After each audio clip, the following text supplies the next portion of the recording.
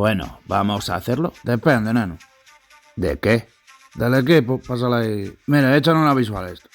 Estos son los resultados fuera del CAL el año pasado. No me jodas, ¿en serio? Ya te digo, Pablito. Desde febrero del año pasado sin ganar. Fuera del CAL, sí, en partido oficial no hemos ganado fuera de casa, pero eso va a cambiar. Para eso habéis venido los nuevos, ¿no? Para ayudar y cambiar esta movida. Lucas, joder, estos datos son más feos que Rocky guiñando el ojo vago. Os merecéis una mano de hostias.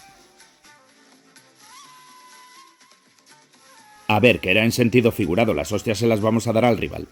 De pinga, pues los Pablos os vais a dedicar a repartir más que el de los kebabs. Y tú, jurado, me pones balones a mí, al Genemay, al Mea y al Barbero. ¿Vale? Y los goles encajados. Ah, sí. Estaría mazo guay que dejáramos la portería a cero, ¿vale?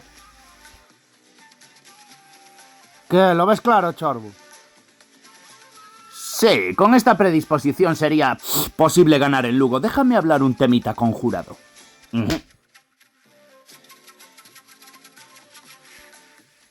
¿Has entendido alguna palabra de lo que acaban de decir? Lo pillan el coluño. Guatrapas. Quita de ahí, te traigo un fotón. Nos hacemos una apuesta, neno. ¿Qué ha dicho? Que va una apuesta. A apostar, pero si acabamos de llegar. Lucas, haz el favor. Motivación, Pablo. Vosotros apostáis primero. ¿Que gano yo? Me pagáis una ronda de aguas de la grela y unos patucos como esos para el resto de aquí. Si yo palmo...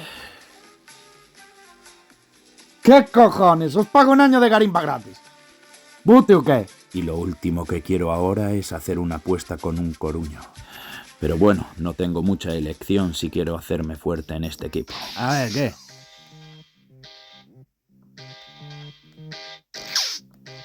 De acuerdo. Creo que la vamos a liar en Lugo. ¿Sí? Pero muy liada. ¡Vamos! Venga, a ganar a Lugo.